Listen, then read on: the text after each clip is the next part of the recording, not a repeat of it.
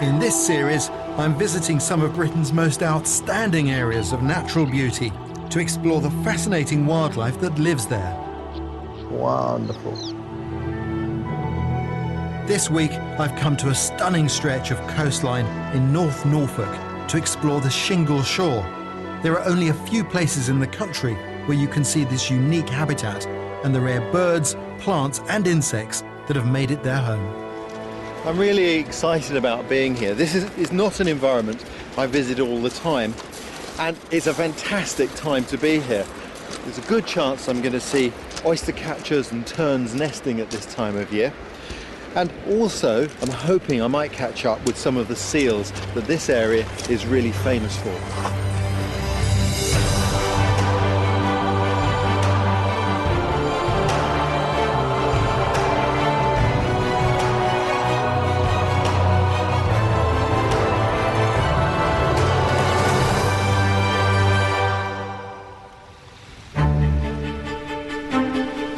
There are over 10,000 miles of coastline in Britain, but this stretch in East Anglia is one of the few places in the country where large areas of shingle beach, sand dunes and salt marsh sit alongside each other. Edged by the North Sea, North Norfolk is a wild, remote place. But this beautiful, stark landscape reveals a surprising amount of activity if you know where to look. Several hundred seals are drawn to this remote area off Blakeney Point. Low tide reveals these large sandbanks, which provide the perfect place for the seals to haul out to rest and sleep. I'm quite tucked away here in the dunes, and I can see two little groups of seals out there, one on the spit and one a little bit further in. There's a mixture of common and grey seals. The grey seals are darker and larger. They're just sunning themselves there, they're quite lazy. I'd like to get close and I could walk over, but that might disturb them. I think the best way to get to them is to jump in a boat, and that's my intention. But by the time I get out there in the boat, the tide will have come in, they'll have moved. So I'll have to search around a bit. But it's a nice thing to see.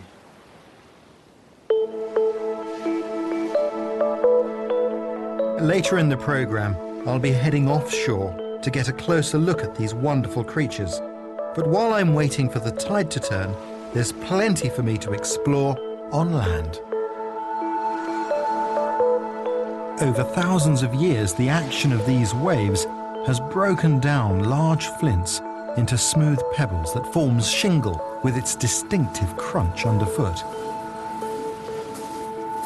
There's a host of wildlife that relies upon this shingle to provide both shelter and refuge.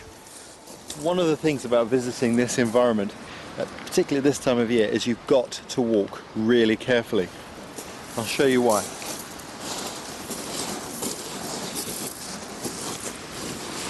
This is an oyster catcher's nest, and the bird relies on the camouflage of its eggs for their protection. It's so easy if you just blundered around here aimlessly to tread on a nest like that and destroy all of her hard work.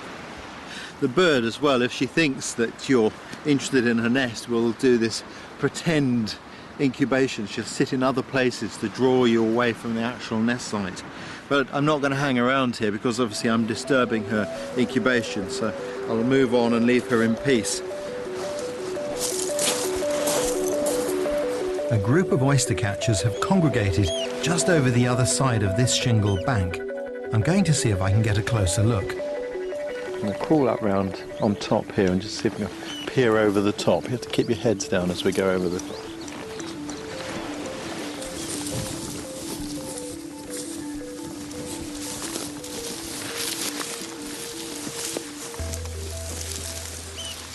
The secret to watching wildlife like this is to do everything very slowly.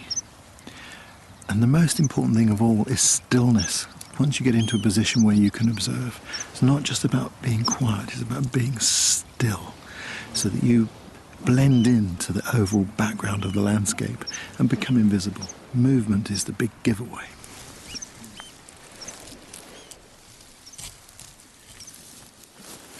That's more than enough of a window to look through. Amazingly beautiful birds. You see the colours of the beak, bright orange beak, absolutely scarlet eye, and the ring round the eyes. It's just astonishing colours.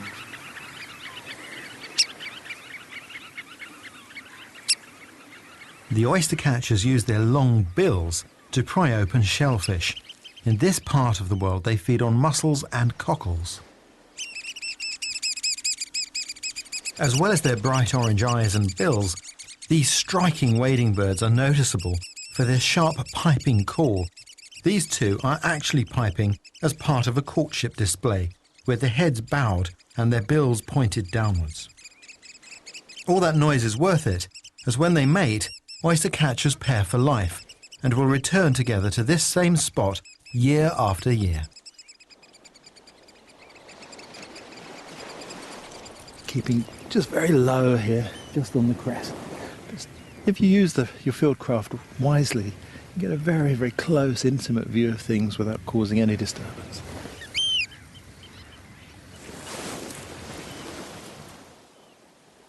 A team of wardens at Blakeney Point National Nature Reserve monitor the eggs laid by the various birds that nest here. They're overseen by head warden David Wood. What pressures exist here for the birds themselves? Well, the birds, certain species like the terns are particularly susceptible to human disturbance, so that's something that we manage and we do that pretty well. But they also face a lot of predators, so the eggs will be eaten by different birds like gulls and foxes and crows and stoats and rats, and so it's an endless list.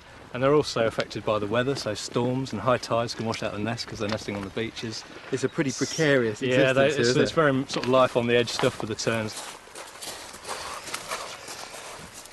Yeah, this is a ring plover nest right here that we've got. This one's been abandoned, unfortunately. You can see we've put a fence up around it just to stop it being trodden on because it's really well camouflaged. Yeah, amazingly well camouflaged. Yeah, they're just like small pebbles, really. But this is one of the birds that we've been working really hard to get doing better because we used to have about 100 pairs out here and we're down to about a dozen now. So really? It's another failure for us this year, really, for this pair. But hopefully some of the others will do a bit better. So you've no idea why she's abandoned the nest? No, she was very settled and she was sitting tight on the nest for several days and then she's just given up. So maybe she had some sort of fright that we don't know about. It's really sad, isn't it? But it's a good idea to put these up, though. I can, even with the sharpest eyes, you could easily tread on those without realising. You really have to know what you're looking for to be able to spot them as you're walking along. Yeah.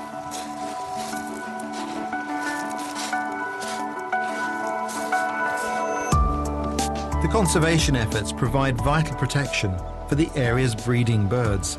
Life on the Shingle shore can be a precarious existence, and these vast open spaces can seem an unlikely and inhospitable place for anything to thrive. But this extreme habitat reveals a wide variety of plant life, such as this thrift, which is specially adapted to the harsh conditions. Just over the crest of the first Shingle dunes is where you normally find the exciting plants. And look at that, isn't that magnificent? This is sea campion, and it really is a beautiful plant, stunning. The sea campion grows in cushions like this to protect itself from the harsh onshore wind. And also back here you'll find some moisture trap, freshwater trapped in. There are some other interesting plants here too, like this dock. Common dock leaves are very, very bitter plants. This is a different type of dock. You can see here the edge curls over, and that's how it gets its name, the curled or curly dock, Rumex crispus. And this is an edible dock. It's nowhere near as bitter as the ordinary common dock leaf. But it doesn't have the freshness here that you'd get if this was growing in a more freshwater habitat. This one is quite dry and astringent. Much of the plant life survives here because of its ability to defend itself against the harsh winds and lack of fresh water. But on the other side of the dune, I'm on the hunt for a creature who relies heavily on its powers of attack. Looking for one of the most ferocious predators in this environment, a veritable tiger. There, here he is, see? So you only have to take your eye off it for a second and they vanish. In fact, it's a tiger beetle. Beautiful black markings on the back, on the wing covers there. Black and yellowy, sort of creamy yellow markings. For its size, it's one of the strongest and fiercest insect predators on the shore. Now, they hunt flies, and there are a lot of flies here on the sand, different types. Its long legs enable it to run extremely fast as it pursues its prey. Scientists have recently discovered that tiger beetles actually lose their eyesight temporarily when they run. In order to keep track of their prey, they run with a distinctive stop-and-go running pattern.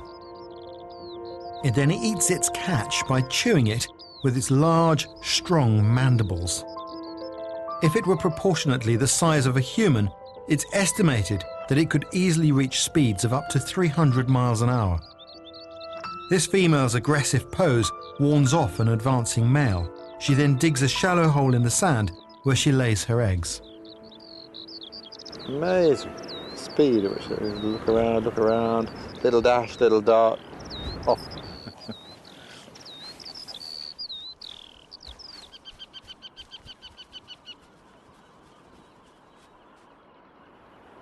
This is an incredibly rich environment. I've just been watching over the marsh there, and there are a couple of marsh harriers flying. That's really exciting.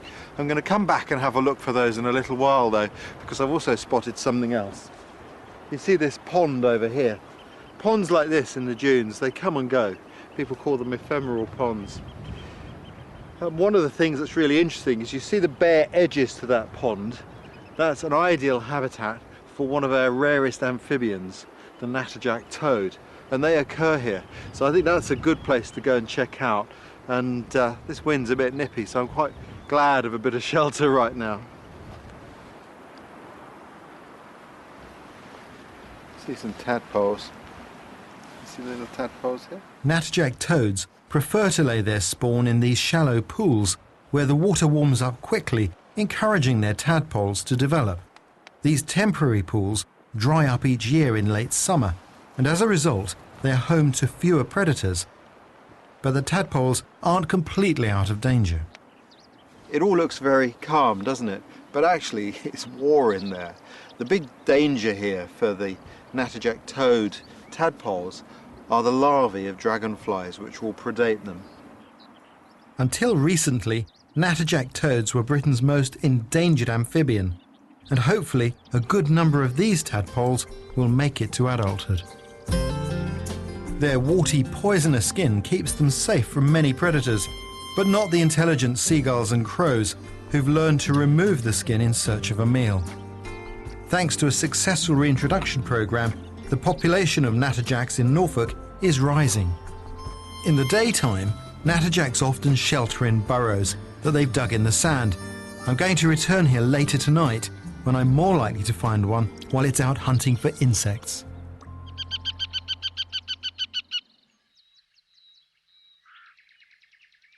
I've just tucked myself down here on a slight ridge here, and I've got some reeds in front of me. It makes kind of a natural hide, and with these sorts of clothes on, I'm perfectly well hidden here, I won't cause any disturbance. There's no real need to go to the lengths of, complete camouflage head to toe. North Norfolk has a reputation for being fantastic for bird life, and it's not disappointing. I'm looking out here across the marsh and watching lapwings and all manner of birds come through. You really have to keep your wits about you because there's so many species to be seen here. But the most exciting thing at the moment is a pair of marsh harriers that I've seen flying just over that way there. That's spectacular. It's a really lovely thing to see, and I'm going to sit here for a while quietly and watch them because you don't see marsh harriers every day. That's wonderful. These large birds of prey feed on other marsh birds and their eggs as well as small mammals. These two lapwings are putting up a bit of a fight. They may well have a nest nearby that they're trying to protect. Lapwing mobbing. Brave little bird.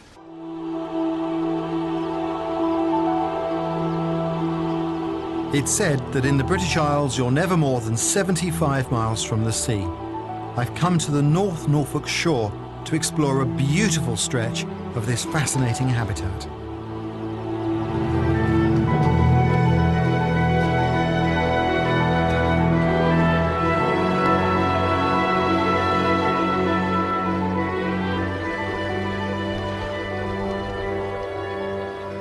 Coast's a really exciting place to be.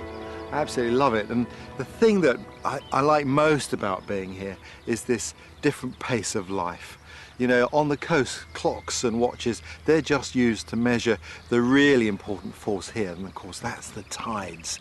And the tides bring their own flow to life.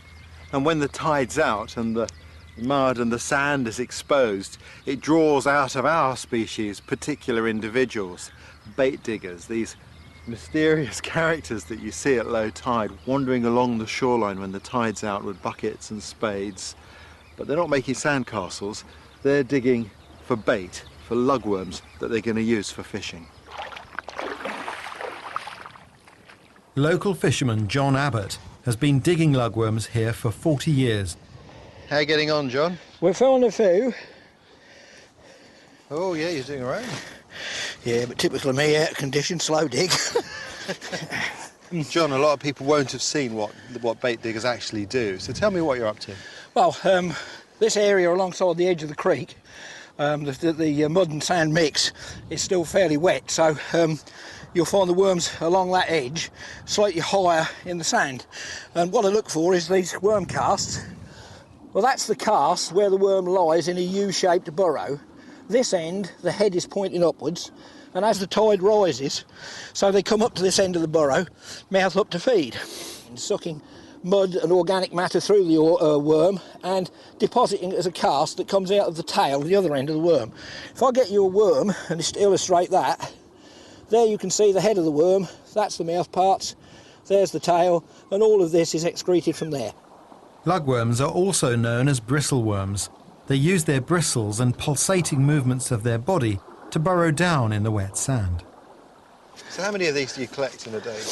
Well, I'm not a professional digger. The professional diggers will be digging a few thousand, to be honest, to supply the shops and the anglers around the coast. But, you know, if I want a good day's fishing, I can dig 100. That will be enough. Ally to other baits, you know, a few other things like crab and maybe a little squid, a few ragworm, that sort of thing. You've been quite industrious here, John.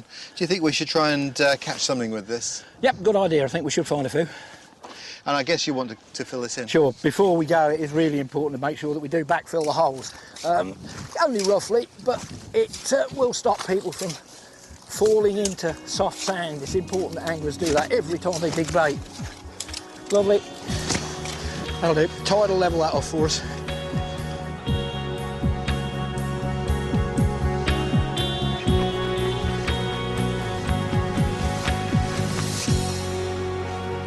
This isn't a sort of angling I get to do very often, so I'm in your hands today. Well, this looks as good as anywhere along this Shingle beach. With a bit of luck, we'll find a few flatfish, and we might as well drop down here and make a start. Okay. Right, we just got to get these rod rests set up. Nice and simple.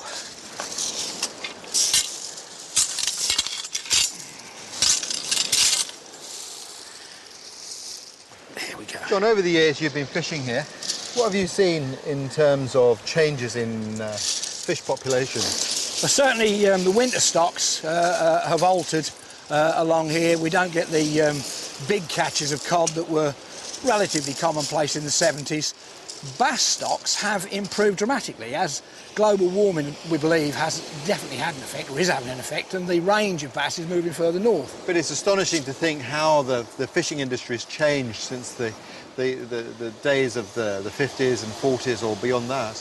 If you go back to the herring fleet, as they moved down the coast from the Scottish ports and into Yarmouth for the winter, you could literally walk across Yarmouth Harbour on the decks of boats. This was a thriving fishery village. There were lots of boats operating from here. Mainly now it's a bit of crab fishing, a bit of lobster fishing, and small amount of long lining when the cod are in the winter. But nothing like it used to be. Yeah, better bait some hooks then, Ray. Yep. Now, these are soft steel hooks, because if we do lose a hooked fish, these of course will corrode away in due course. Yeah, that's a good idea.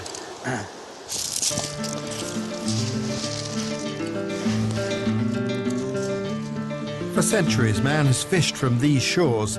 Now most of the commercial fishing here is for crab and lobster. But if you're lucky, you'll also find bass, dab, mackerel and even flounder. There we go, Ray, then all we need to do now is wait. I'll keep your fingers crossed. Yep.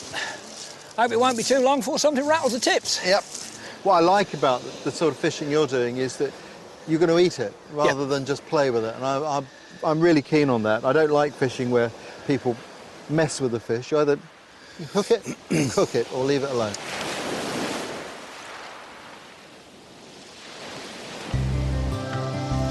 Have a look, with a bit of luck, he's got a fish. No, bit of rubbish.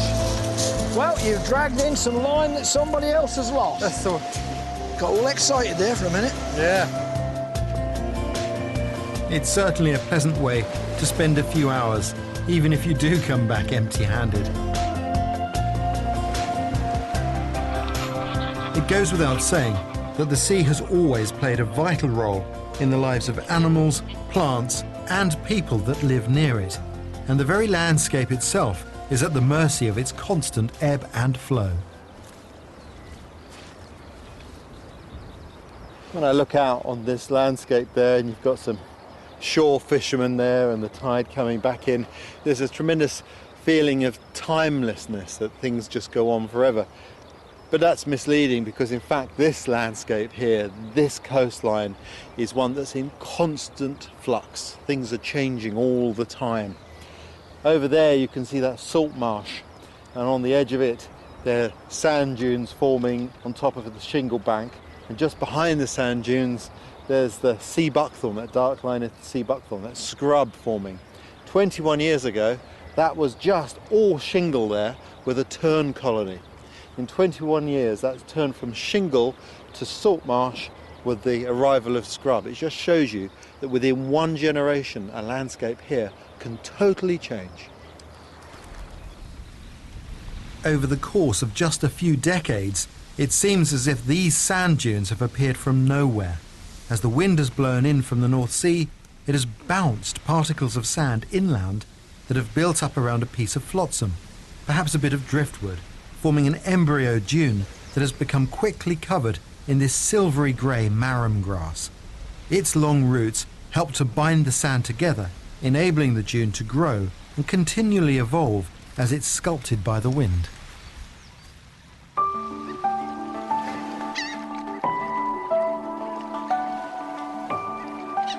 This coastline has long been an inspiration for artists and poets drawn to Norfolk's wide open skies. At night, it's the perfect place to stargaze, and although it's a relatively new moon, there's a clear enough sky for me to try a bit of moth netting. With me is Warden Gary Hibbard, who is tasked with monitoring and protecting local species. So is this the kind of spot you had in mind? Yeah, it's lovely and sheltered. So if I put that in the middle there, we can build around it, we can see what we're doing, couldn't we? Yeah, we'll put a sheet down. We're hoping to trick the moths into thinking this white sheet is moonlight by using this mercury vapour lamp. Oh, there we go. Very common one. Moths are drawn to the coast to feed on the nectar from plants, such as lady's bedstraw and willow herb, that grow abundantly in the sand dunes. There are over 800 species of moth here, and Gary is as excited as me to see what will turn up. You really like your moths, don't you? Yeah, very fond of them. You know, even for someone who's only got an average interest in wildlife, coming to an evening like this, and we've got a cracking moth just come in here. That's lovely. Small elephant hawk moth. Yeah, they're so beautiful. And that's a classic species that's only really found commonly on the coast. I mean, they really are so beautiful. The pink and the green there, it's sitting still, look at that. And also the shapes of the wings, which of course part of their camouflage, is just, they are really exciting. Yeah, it's a bird wing sort of plane shape, isn't it? Yeah. Amazing creatures. Look at that, isn't that beautiful? You told me that you find moths to be a really good barometer for the site that you look after. In what way are they a barometer? There's a great variety of plant life here, and a great variety of moths that obviously feed on it. But obviously all that can change. For instance, if the site becomes smothered in scrub, a lot of the more delicate finer grasses and plants, smaller flowers that are food plants for certain species, those moths that rely on those will slowly dwindle away. So it helps you with regard to managing the site as well. Helps you sort of... A bit of a litmus, really. Yeah. They're amazing. With a few in hand, Gary and I retreat to have a closer look. Well, it's a good haul there, considering it's such a cold night. Yeah. So what did we get? Was there anything particular? Yeah. Well, this one here, the green carpet. Ah, it's lovely. It's a very beautiful moth. Very subtle colours. Yeah, they're lovely. I like the colour of the green. Yeah. It's a really mossy green. Yeah. This one's settled down now. That's a treble lines. And you can see how it gets its name there, the Yeah. 3 lines going across. Many of the moths are usually called their English name by the markings on their wings, like this one here, which is the heart and dart. There's the dart. Oh, yes, there's a dart and a heart. And that's supposed to be a heart shape. It is a heart shape, It's yeah. open to interpretation, but that's how it got its name. There's also a heart and club as well. But Of course, the one people will have heard of is the death's head moth. yeah. Have you ever seen that? Only on one occasion. It's a rare moth to the Norfolk coast, but yeah, I've seen it the once, and yeah, they do squeak when you touch them, which is a very strange experience. But I've got one more job for Gary. I think people might, if they see us out here with this light, might think we're wreckers or smugglers or something, but of course we're not, are we? No, we're searching for natterjack toads, and this is the absolute ideal habitat to find them. They're quite short-legged species, so they're actually very good at running, and the short vegetation does aid them in that as well. The natterjack is mainly nocturnal, feeding on moths and other insects, and is able to darken and lighten its skin to blend in with its environment. Gosh, look at the camouflage. That's amazing. It's a very pale individual, that one. Isn't it astonishingly pale? But, lucky to see that. I've seen these before. They used to come up to a campfire in one of the places I used to camp, but I've never seen one as light as that. Yeah. You can see that his feet hadn't hardly webbed at all. Legs are very short, back and front. Great diggers and good runners, although you wouldn't think that looking at the animal at the moment. Yeah. But, that's about 2 years old, that individual. Are you judging that by its size? By its size, yeah. Mm-hmm. And how big will they grow to? Females can grow up anything up to almost 70 mil, some of the biggest ones. Really? Yeah, So it's but they'll be big old females that have lived a considerable length of time. so another 2 centimetres to grow. Oh, yeah. Yeah. Well, let's hope it does. Yeah, let's hope so. Tonight we've seen moths and natterjack toads. Yeah. That's fantastic.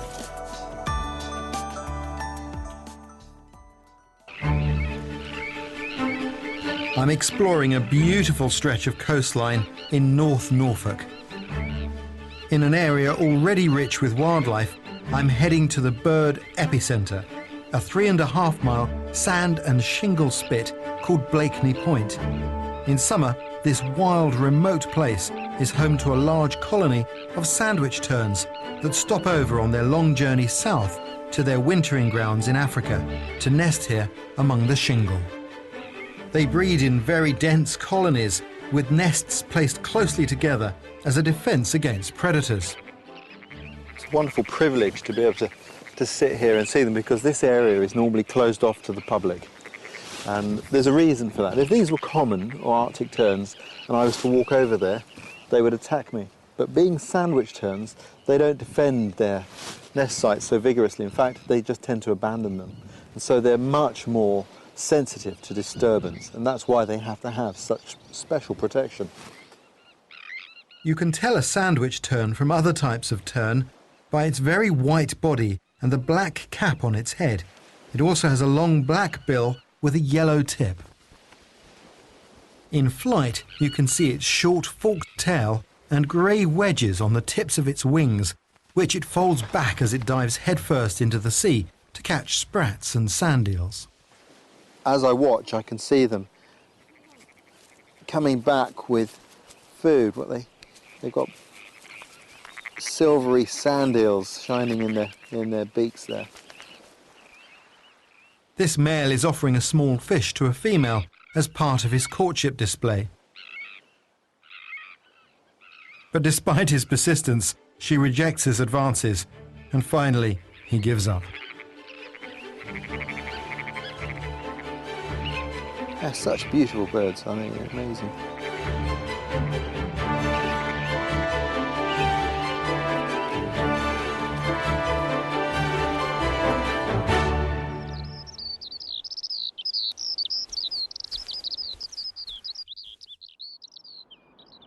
While the terns work as a group to improve their chances of survival, other creatures are lone operators.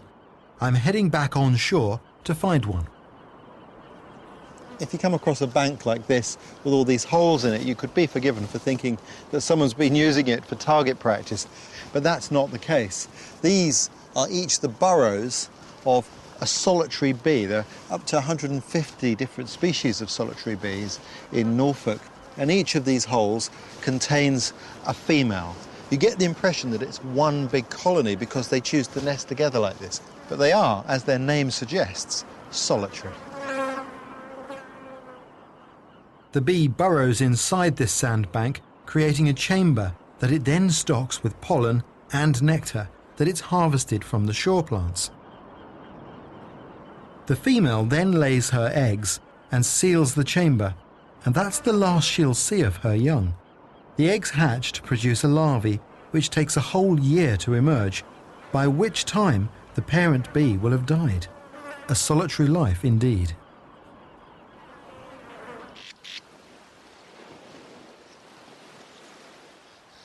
Seeing those bees has really got me thinking. You know, they're not the only creature that lives in cliff faces in this part of the world. These sandy east coast exposures provide a great nesting site for one of our most interesting summer visitors. This colony of aptly named sand martins have made their home in these steep cliffs in West Runton after their long flight from Africa. I think these birds are incredible. All martins and swallows amaze me. I mean, they go way down past the Sahara for the winter, and then they fly back. I've seen them in that part of the world and often thought that I wish I could attach a message to them as they're heading north to come back to Britain. The sand martins are some of the first of the migrant birds back into the country, and they build these incredible nests. This is a natural cliff face here on the coast, but they don't mind whether it's a quarry or earthworks, something that we've made. They soon move in. The crumbling sandy texture makes it easy for the martins to excavate deep holes in the cliff face in which they lay their eggs. Those nesting holes are astonishing.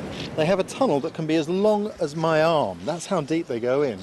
It's the male bird that digs it initially, and then the female improves it. And at the end of the tunnel, there's a nesting chamber, and it's in there in a small nest made of grass and small feathers, mostly collected on the wing, that the clutch is laid. And those eggs are pure white, so that the female can find them in the dark.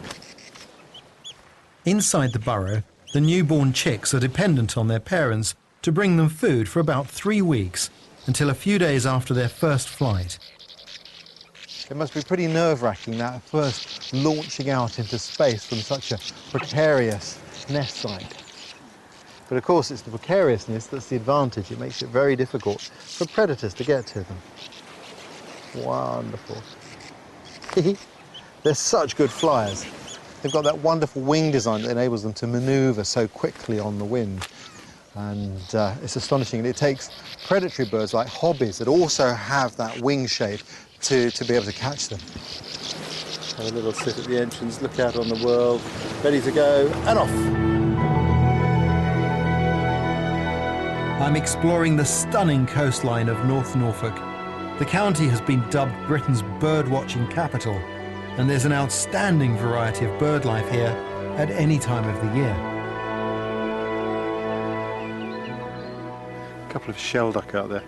Makes a change to watch them quietly through a scope rather than having them rushing past overhead, screaming their heads off. Shelducks feed by sweeping their heads from side to side, using their beaks to sift through the soft mud and filter out the small animals, usually small snails, that surface as the tide comes in.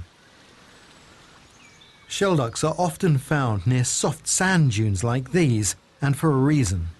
When I looked at this burrowing, I first thought, look at that, it's a classic fox's earth with this mound of sand just outside. But looking at it now, I realise it probably is a fox's earth, but it's got a different inhabitant, and you can tell that from these fresh tracks on the mound. Those are the tracks of a shelduck, and they go right down into the hole. And of course, shelducks have their nests underground and will have taken this burrow over, squatting if you like. I just hope for their sake that the landlord doesn't come back.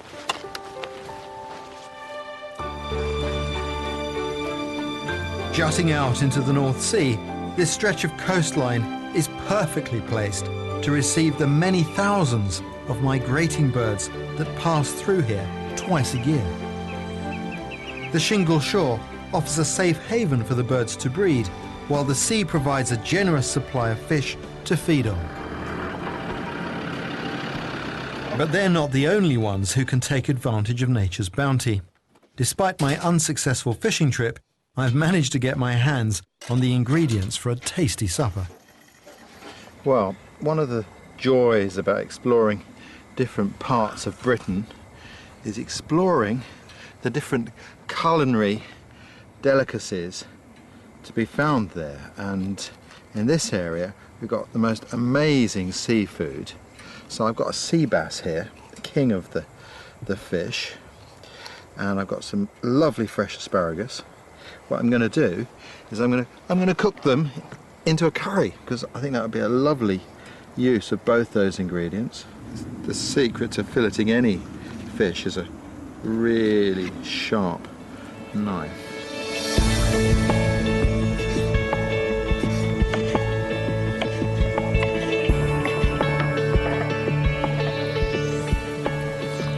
That is fantastic. We do have some wonderful local produce in this country. Absolutely lovely. So I've already got the rice cooking. In fact, the rice is done. And a little bit of red curry paste. Oh, the smell is wonderful.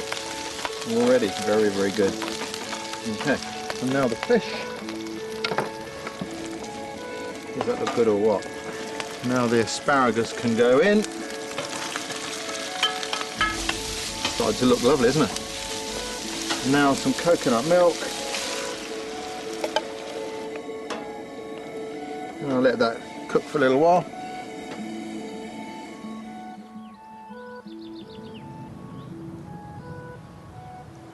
So this is Norfolk sea bass and Norfolk asparagus cooked as a red Thai curry. That is lovely. The asparagus is fantastic and the fish, divine. This will set me up perfectly for going to look for some more of the incredible wildlife in the area.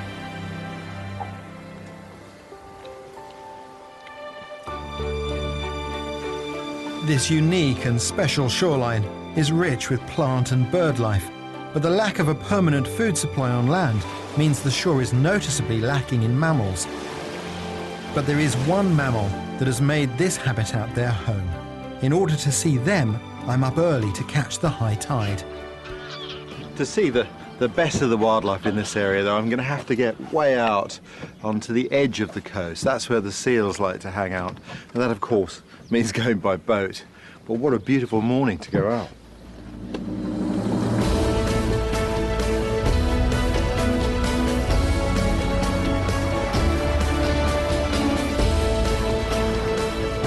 A mile offshore from Blakeney Point, you can see one of the largest colonies of common seal in the country, along with a smaller number of grey seals. There's a seal out there, you just see his head bobbing up. You can tell they're grey seals, they've got this longer, more V-shaped snout. They're much bigger. There we go. What are you? They stick their head up and have a look at you. Curious animals. These sandbanks are the ideal place for adult seals to haul out, to molt and pup. As we get closer, you get a real impression of the size of some of these seals. They look really ungainly on land, but of course once they're in the water it's a different ballgame. You see this seal in the surf here, there's a grey seal in that surf. You get a real sense of the animal's energy. The seals, once they're in the water, of course, they're just here, just here, just here. There, big grey seal, look at that. And then, you know, look at the speed with which he's moving. Isn't that incredible? You don't look ungainly now, do you? That's your world. Fantastic.